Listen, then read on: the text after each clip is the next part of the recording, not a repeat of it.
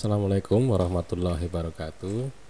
Ya, kembali di channel Safaris Imunologi ya. Kali ini kita membahas tentang reaksi hipersensitivitas ya. Kali ini sebagai pengantar dulu ya.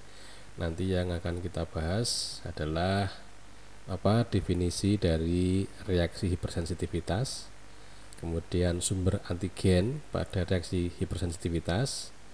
Kemudian kita lihat dulu sebentar epidemiologinya ya, kenapa kita penting untuk membicarakan hal ini.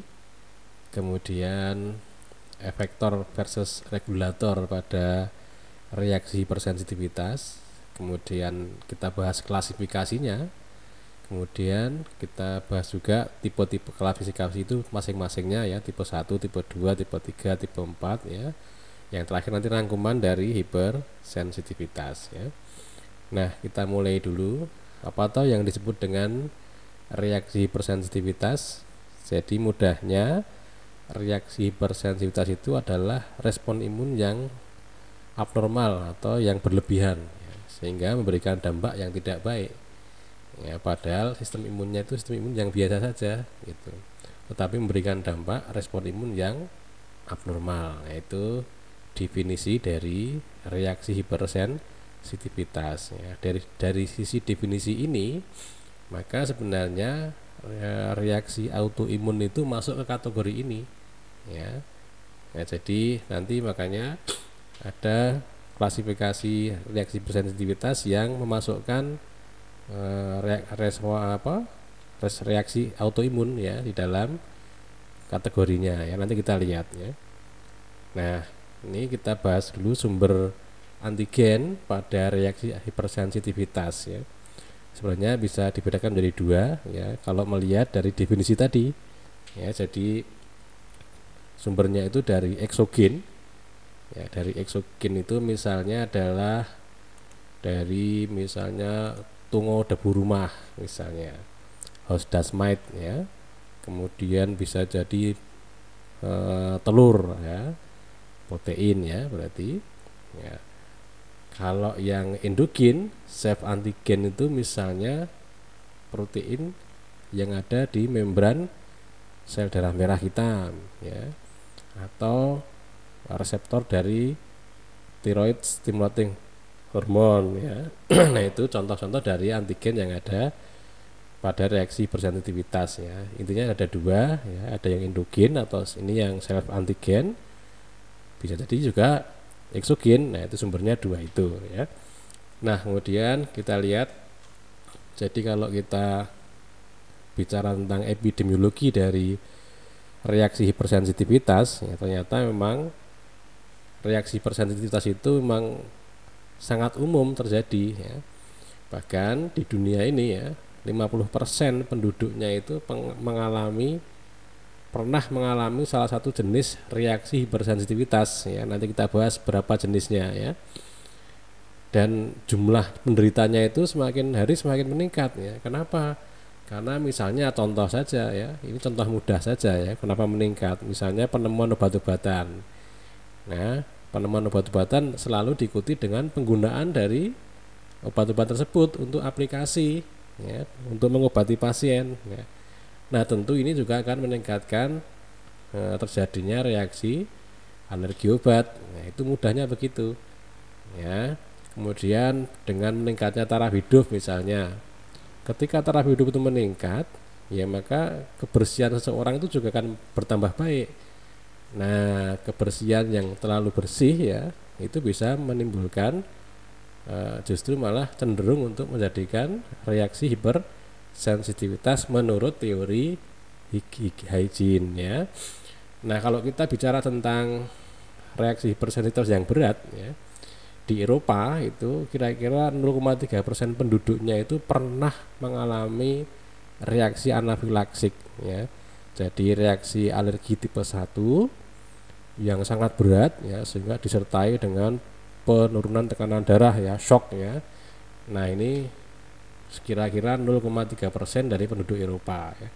Sedangkan di Amerika ya, dari orang yang rawat inap itu 1 dari 3.000 orang yang rawat inap ya, itu mengalami reaksi alergi berat ya, setiap tahunnya. Nah, itu dari sisi epidemiologinya ya, sehingga kenapa kok kita penting untuk membahas permasalahan ini ya, reaksi hipersensitivitas ya. Nah, kita bicarakan tentang efektor versus regulator ya. Ini mudahnya begini. Jadi hipersensitivitas itu ya, reaksi yang berlebihan itu ya, respon imun yang berlebihan itu, yang abnormal itu pada umumnya terjadi karena ketidakseimbangan antara mekanisme efektor dengan mekanisme regulator ya. Jadi yang beraksi untuk sebagai efektor itu tidak sejalan dengan mekanisme pengaturannya ya. Contohnya bagaimana? Contohnya ini ya. Jadi kalau ini kita ada antigen atau alergen ya, ditangkap oleh sel dendritik sebagai APC. Sel dendritik nanti kan memproses antigennya ya, kemudian disajikan kepada sel T helper 0 ya. Sel T helpernya bisa berubah menjadi sel T helper 2 ya. Sel T helper 2 mensekresikan dan menghasilkan dan mensekresikan interleukin 4 dan interleukin 13. Kedua interleukin ini mengaktifkan sel B ya. Sel B nya nanti membentuk antibodi ya, imunoglobulin E. Yang imunoglobulin E nya ini nanti dia akan menempel pada permukaan membran sel mas atau sel basofil ya. Nah, di samping itu sel T helper 2 nya ini nanti dia akan memproduksi dan mensekresikan interleukin 5 ya. Interleukin 5 nya nanti memicu pembentukan eosinofil di sumsum tulang, pelepasannya ya, dan masuknya eosinofil ke dalam jaringan. Nah, dan nanti antibodi imunoglobulin E itu juga bisa berikatan di membran eosinofil melalui perantara Fc epsilon reseptor 2. Fc epsilon reseptor 1B ya. Nah, akibatnya apa? Kalau ada alergen yang masuk ya kan langsung berikatan di antibodi yang nempel pada sel eosinofil dan sel mas ini, sehingga sel masnya eosinofilnya akan menghasilkan zat-zat yang bisa menimbulkan reaksi alergi ya, inflamasi alergi ya. Nah, ini harus dikontrol ya. Kalau tidak dikontrol nanti ini akan menjadikan respon ini berlebihan ya. Bagaimana cara mengontrolnya? Nah, APC tadi selain mengaktifkan sel T helper, dia juga mengaktifkan sel T regulator ya. Sel T regulator perifer berarti ya, karena ada dua itu. Sel T regulator itu ada sel yang perifer dan ada yang sentral ya. Nanti kita bahas lebih lanjut lagi ketika membahas tentang imunoregulasi ya. Nah, sel T regulator yang teraktifkan ini dia akan menghasilkan interleukin 10 dan transforming growth factor beta 1 ya.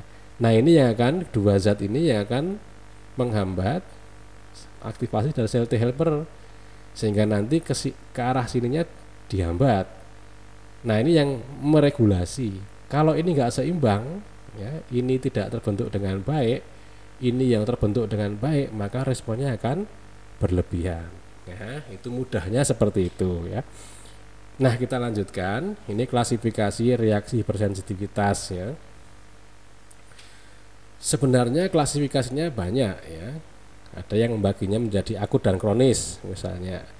Ada yang mengklasifikasikannya sebagai yang lokal dan sistemik, misalnya reaksi alerginya itu ya, hipersensitivitasnya itu.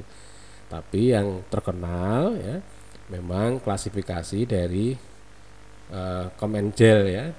Nah, ini ada 4 tipe ya. Tipe pertama itu ini ini singkat saja ya, yang memperantarai itu adalah imunoglobulin E ya, walaupun nanti keterangannya banyak, nanti kita bahas satu-satu setelah slide-slide berikutnya ya. Kalau yang hipersensitivitas tipe 2 itu diperantarai oleh IgM atau IgG ya. Ya, cuma antigennya ada di permukaan sel ya. Kalau yang tipe 3 diperantarai juga oleh IgM IgG, tetapi antigennya terlarut ya.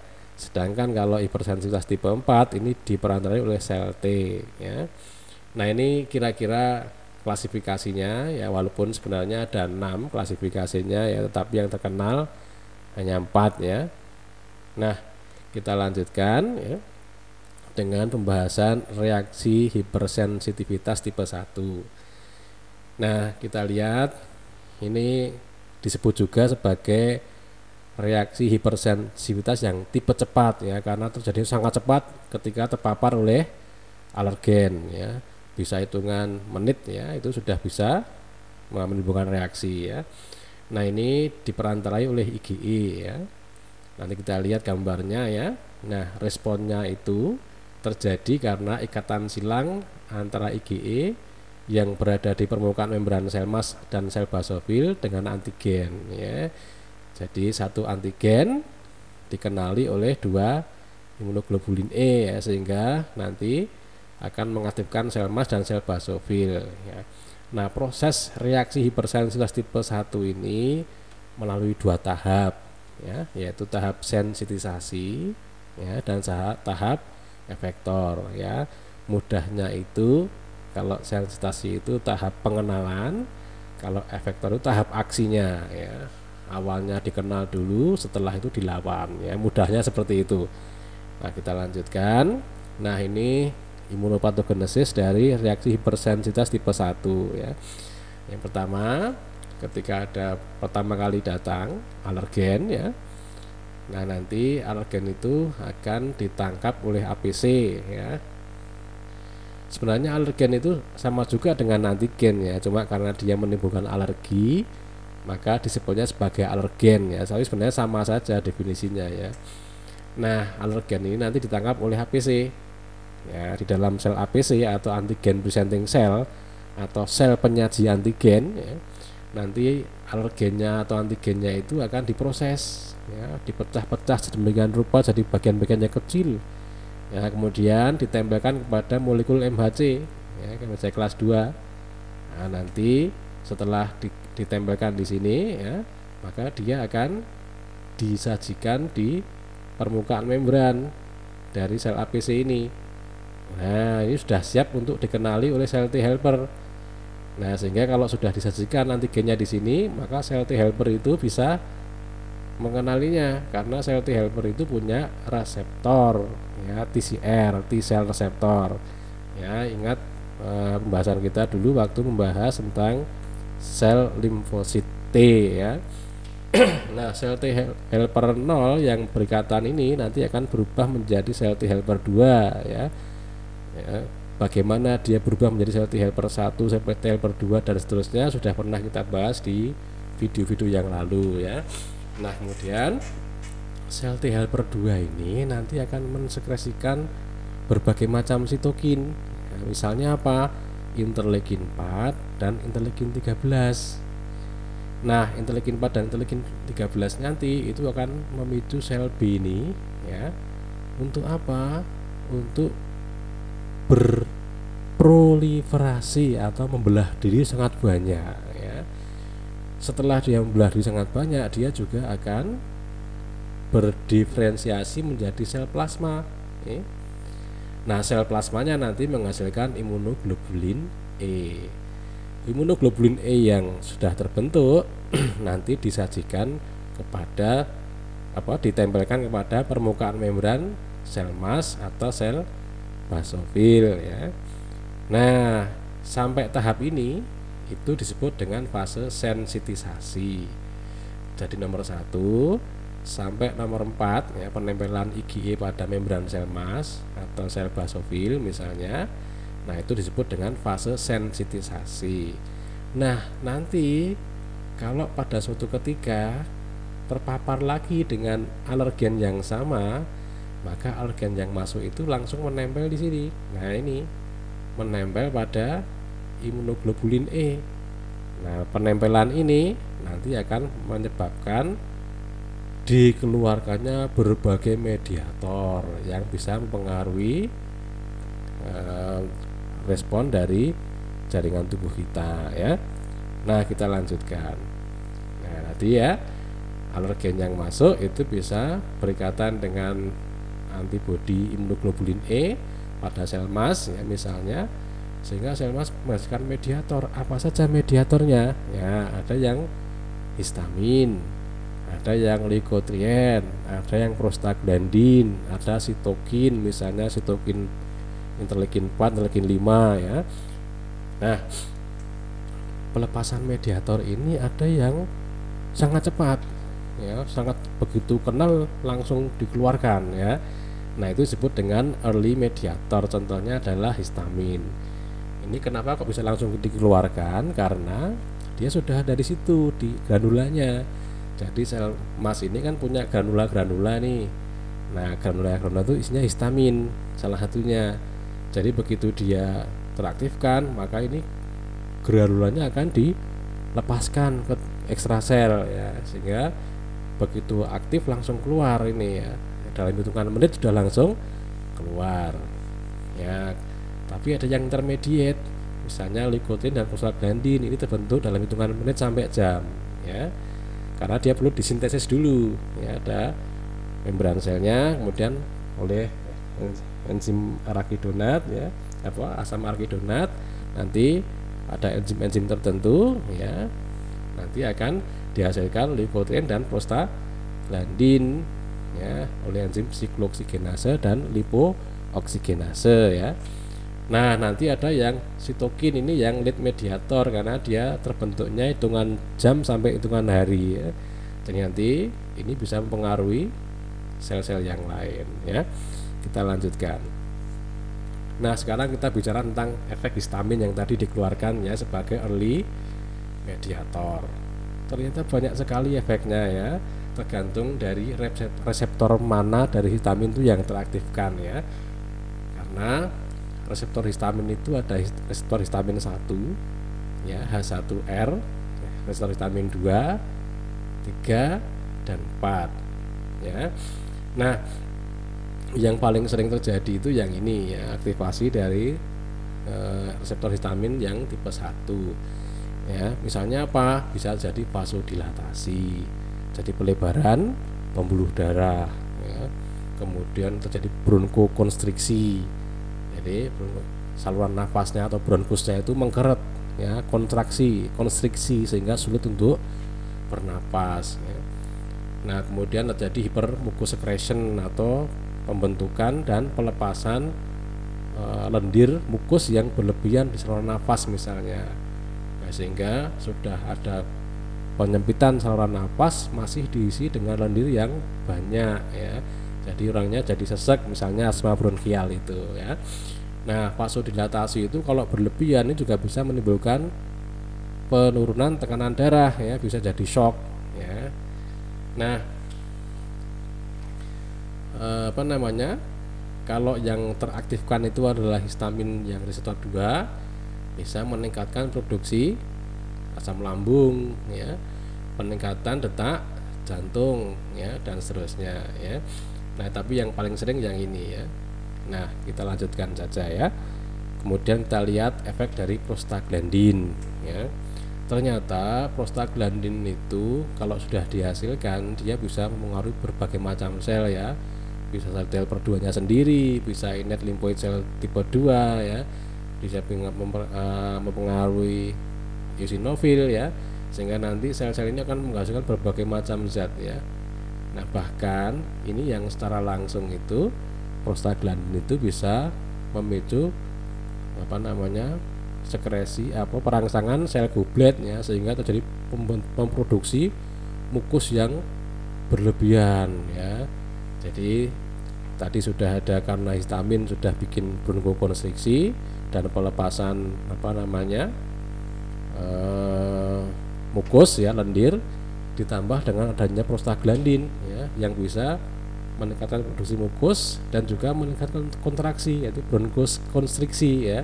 Jadi tambah berat lagi ya. Nah, kita lihat juga ini efek leukotrien ya. Leukotrien itu misalnya dia bisa ini sama menyebabkan bronkokonstriksi juga ya, meningkatkan permeabilitas vaskuler ya. Nah, itu juga makin memperberat dari asmanya misalnya. Kalau vaskuler permeabilitas meningkat, dia cairan darahnya bisa keluar ya, sehingga aliran darah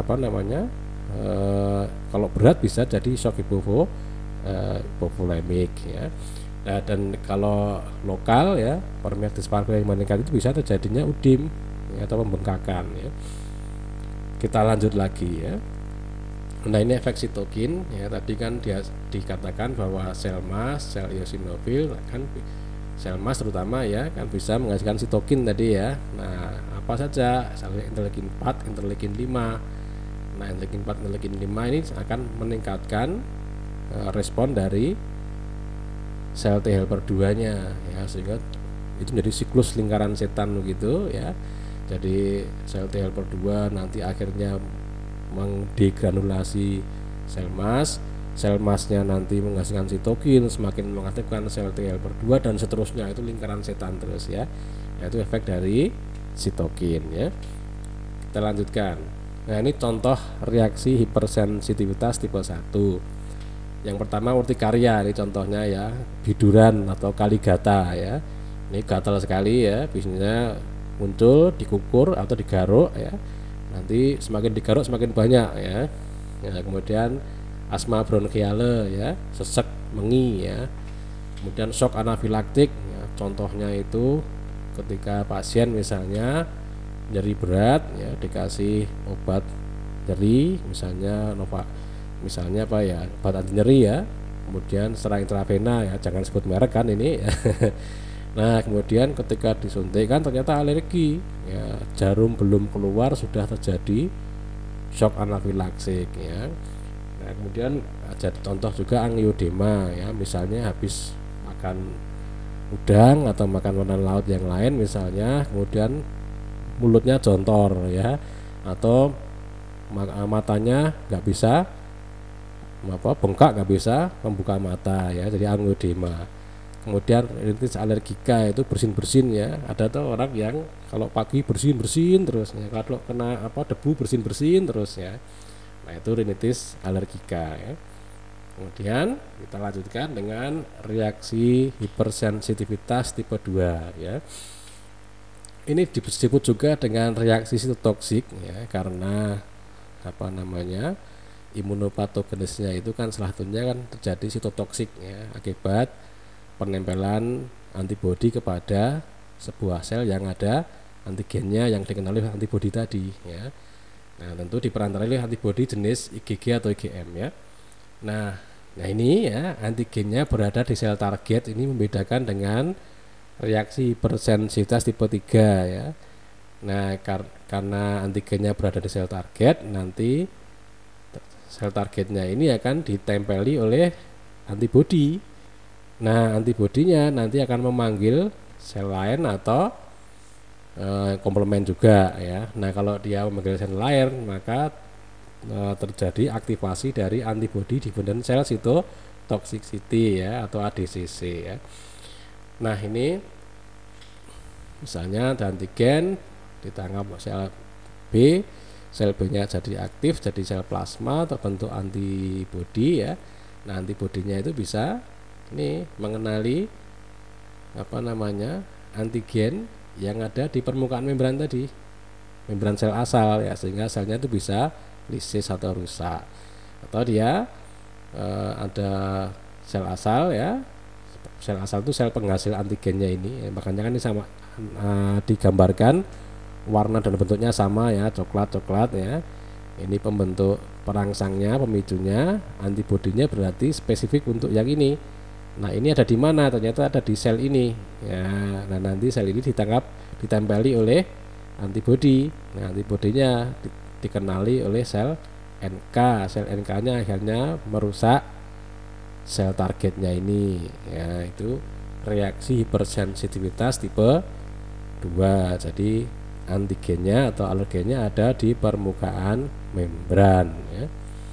Nah, ini klasifikasi dari reaksi hipersensitivitas tipe 2 ya. Kalau dulu cuma ada satu ya, kalau sekarang dibedakan lagi menjadi 2, yaitu reaksi hipersensitivitas tipe 2A yang sitotoksik itu, dan yang kedua adalah reaksi hipersensitivitas tipe B, tipe 2B ya. Nanti kita lihat bedanya apa sih gitu ya. Nah, ini kalau contoh reaksi hipersensitivitas tipe 2A ya. atau reaksi sitotoksik. Nah, ini bedanya ini begini. Jadi contohnya itu kalau ada seorang ibu yang golongan darahnya itu RH negatif bersuamikan seorang yang RH positif, ya, kebetulan bayi yang dikandungnya itu adalah RH positif, ya. Nah, sel darah merah dari bayi yang RH positif itu bisa masuk ke sirkulasinya ibu. Nah, otomatis ini akan dikenali sebagai benda asing. Nah, sehingga ibunya akan membentuk antibodi terhadap RH, ya. Nah, nanti ini akan terus di situ di tempatnya ibu, antibodi anti RH-nya itu. Nah, kalau nanti ibunya ini hamil lagi untuk yang kedua kali misalnya, sedangkan anaknya ternyata RH positif lagi, maka antibodi ibu ini bisa masuk ke tubuhnya anak lewat plasenta. Nah, sehingga terjadi pengenalan antibodi ibu kepada sel darah merah dari anak, ya, sehingga janinnya itu akan mengalami reaksi hemolitik atau sel darahnya pecah, dirusak oleh aktivasi dari antibodi tadi, ya, sehingga anaknya menjadi tidak normal, ya. Kalau dia berlebihan menjadi hidropetalis, ya. Nah, itu reaksi hipersensitivitas tipe 2A, ya. Sedangkan kalau yang tipe 2B itu bedanya begini. Ini contohnya pada pasien Graves' disease, ya. Jadi kalau TSHR ini adalah di sel tiroid itu kan ada namanya TSHR atau thyroid stimulating hormone receptor. Normalnya TSHR ini akan bisa dikenali oleh TSH atau thyroid stimulating hormone, ya, sehingga dia nanti kalau berkenalan atau berikatan antara TSH dengan TSHR, maka terjadi aktivasi dari sel tiroid, sehingga sel tiroid itu akan membentuk tiroksin, ya, atau tetraiodothyronin, atau juga bisa T3 triiodothyronin, ya. Nah, nanti ini yang berfungsi sebagai hormon tiroid, ya. Nah, pada kondisi tertentu, ya, tubuh kita membentuk antibodi terhadap TSHR ini. Nah, kalau ini berkenalan dengan ini, maka tidak ada kerusakan sel seperti yang nomor 1 tadi, yang tipe 2A tadi, ya. Tapi yang terjadi adalah aktivasi, karena pelekatan antibodi dengan TSH ini justru akan mengaktifkan sel tiroid ini, ya, itu bedanya, ya. Nah, ini contoh reaksinya tadi sudah, ya, Graves' disease, hidropetalis, inkompatibilitas golongan darah. Misalnya transfusi darah golongan A dengan golongan B, ya, itu akan terjadi reaksi hipersensitivitas tipe 2. Kalau yang hidropetalis tadi sudah, ya, contohnya, ya, yang RH tadi. Nah, sekarang kita bahas reaksi hipersensitivitas tipe 3. Ya, dikenal juga sebagai reaksi kompleks imun karena memang diawali dengan pembentukan kompleks imun, ya. Nah, antigennya itu berbeda dengan yang tipe 2. Kalau tipe 2 kan ada di permukaan membran sel, ya. Kalau ini pada antigen terlarut, ya, diperantarai oleh IgM dan IgG, ya. Ini reaksi hipersensitivitas tipe 3. Nah, ada klasifikasinya, pembagian reaksi hipersensitivitas tipe 3, ya, ada yang lokal, ada yang sistemik, ya. Yang lokal itu misalnya Artus reaction akibat misalnya penyuntikan, ya. Kalau yang sistemik itu misalnya serum sickness, ya, kita lihat. Nah, ini kalau ada antigen yang ikut di aliran darah misalnya, maka antigennya itu akan berikatan dengan antibodi sehingga terbentuk kompleks antigen antibodi. Nah, antigen antibodi itu bisa kompleks itu bisa ikut aliran darah kemana, ya, kemana saja, ya. Nanti dia bisa mengendap di mana saja, ya, di dinding pembuluh darah, di jantung, ya, di ginjal, ya, di kulit, di persendian, ya. Kalau dia sudah menempel di situ, maka dia akan memanggil sel yang lain, ya, sel misalnya sel neutrofil, ya. Sehingga dia sel neutrofilnya ketika berikatan dengan ini Dengan kompleks antigen antibodi dia kan mengeluarkan mediator ya. Nah, banyak sekali ya mediatornya ya, bisa lihat di pembahasan sel neutrofil ya. Nanti ini ada enzim-enzim ya, misalnya elastase, proteinase ya, mieloperoksidase dan lain-lain ya, sehingga dia bisa merusak sel ya. Atau kompleks antigen antibodi tadi bisa memanggil komplement ya, sehingga kalau komplemennya terpanggil nanti selnya akan disis, pecah ya, rusak juga ya. Nah, kalau ini terjadi di ginjal contohnya ya, bisa jadi gagal ginjal. Ini pasien gagal ginjal ya. Nah, kita lanjutkan. Kalau yang tadi itu adalah reaksi hipersensitivitas yang tipe 3, jenisnya serum sickness ya. Nah, kalau yang ini ya, ini adalah yang reaksi artus yang lokal ya. Nah, ini kalau ada menyuntikkan sesuatu ya, sesuatu yang dari luar itu bisa jadi antigen kan. Nah, nanti kalau dia suntikannya berulang, nanti antigennya itu bisa berikatan dengan antibodi, karena kan kalau berulang sudah terbentuk antibodi, bisa jadi terbentuk antibodi terhadap sesuatu yang disuntikkan tadi. Nah, sehingga muncul kompleks antigen antibodi ya, yang lokal terjadi di tempat suntikan tadi. Nah, sehingga terjadi proses seperti yang tipe yang sistemik tadi, cuma ini lokal ya, kejadiannya itu lokal di tempat infeksi ya. Nah, sekarang kita bahas reaksi hipersensitivitas tipe 4 ya. Itu bisa juga disebut dengan reaksi hipersensitivitas tipe lambat ya. Kenapa disebut dengan tipe lambat? Karena terjadinya itu 2-3 hari setelah terjadi paparan antigen ya. Dia diperantarai oleh sel T ya.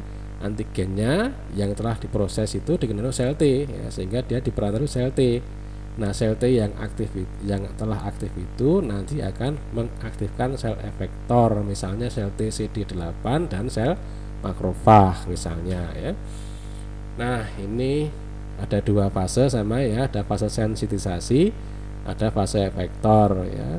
Selalu diawali dengan pemrosesan antigen oleh APC ya, nanti mengaktifkan sel T helper. Nah, sel T helpernya jadi sel T helper memori. Nanti kalau kenal lagi dengan antigen yang sama yang disajikan oleh APC, misalnya makrofag misalnya, maka sel T helper akan jadi aktif ya. Kalau dia aktif mensekresikan interferon gamma dan tumor necrosing factor beta ya. Interferon gamma nanti dia akan mengaktifkan sel makrofag ya, sel makrofag menjadi aktif dan berfungsi sebagaimana mestinya. Nah, akibatnya apa? Nih ya, terjadi respon ya, ini ada antigen, so ya, ini awalnya sensitisasi. Kalau sudah sensitisasi terbentuk sel T helper memori. Kalau terpapar lagi, sel T helper langsung aktif ya, mengaktifkan sel makrofag dan sel T sitotoksik, sehingga muncul ini penyakitnya ya, reaksi hipersensitivitas tipe 4. Nah, sekarang ada klasifikasi dari reaksi hipersensitivitas tipe 4 ya.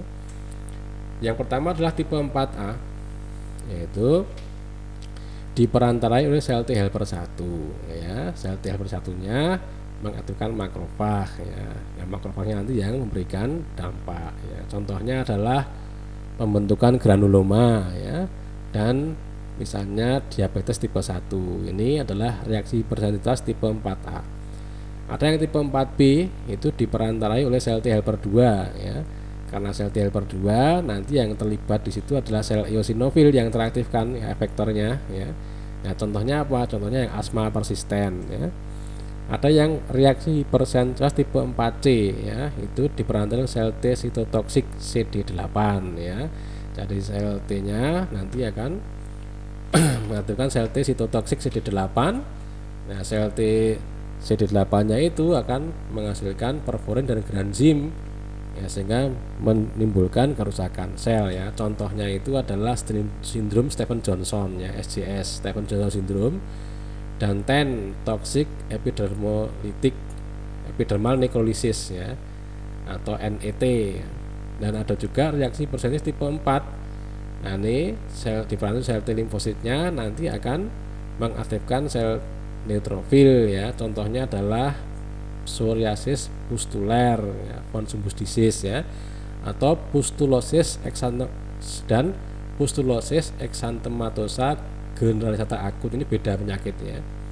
Nah, ini contoh klasifikasi dan contoh dari klasifikasi tipe 4, reaksi hipersensitivitas tipe 4. Nah, ini kita di rangkuman ya dari reaksi hipersensitivitas tadi ada tipe 1, tipe 2, tipe 3, tipe 4 ya. Tipe 2 ada yang tipe 2A, ada yang tipe 2B. Tipe 3 ada yang lokal, ada yang sistemik. Ya, tipe 4 itu ada tipe 4A, 4B dan 4C dan 4D ya. Ini diperantarai oleh imunoglobulin E, diperantarai oleh IgG-IgM, yang tipe 4 itu oleh sel T ya. Nah, bedanya tipe 2 dan tipe 3, kalau tipe 2 itu antigennya ada di membran sel ya, kalau tipe 3 itu terlarut ya. Nah, ini rangkumannya seperti ini ya. Terima kasih ya.